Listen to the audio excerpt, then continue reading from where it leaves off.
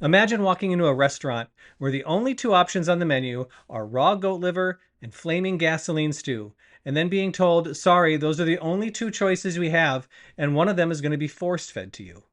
Welcome to the American primary system. I'm Brad Goertzen, and this is Divided by Design, where we don't pick sides, we pick apart the systems that are failing all of us. Today, we're diving into why the most extreme voices keep ending up on our ballots, while the vast majority of Americans are stuck holding their noses on election day. And spoiler, it's not because the country are full of radicals, it's because the system rewards them. So how do primaries work and how are few people voting in them? Let's start with the numbers in 2022. Just 19.8% of eligible voters cast a ballot in the primaries. That means fewer than 1 in 5 voters are actually choosing the candidates who will appear on the general election ballot.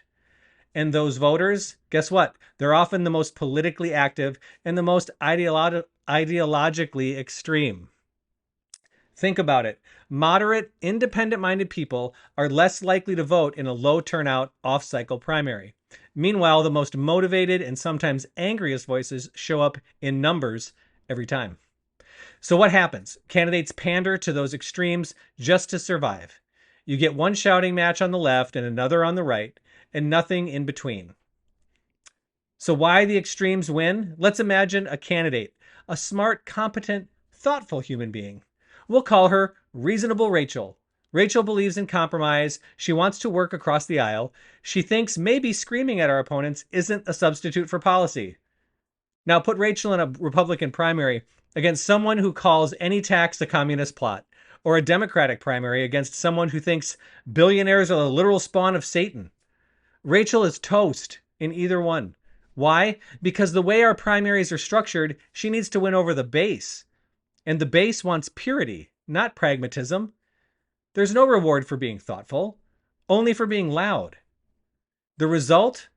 Gridlock, anger, cynicism. So what's the end result?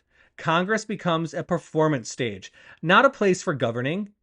You get politicians who don't even pretend to want to compromise. They want clips. They want likes. They want viral outrage. And you're left with choosing between two people who both feel out of touch with your life.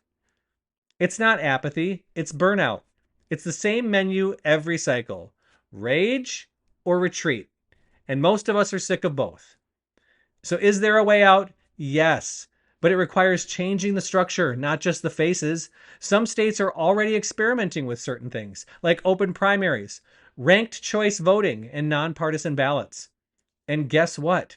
Early signs show these reforms lead to more moderate, more collaborative candidates, making it through to be closer to the ballot itself. It's not a magic bullet. It's a better menu than gasoline stew and goat liver. If you're frustrated with politics but still paying attention, you're not alone. You're exactly the kind of person that system quietly wants to keep quiet. So don't be quiet. Share this episode, like this video, subscribe to the channel, talk about it, ask your elected officials where they stand on primary reform, because nothing changes if we keep letting 1 in 5 voters dictate the choices for the rest of us. I'm Brad Goertzen, and this is Divided by Design. See you next time.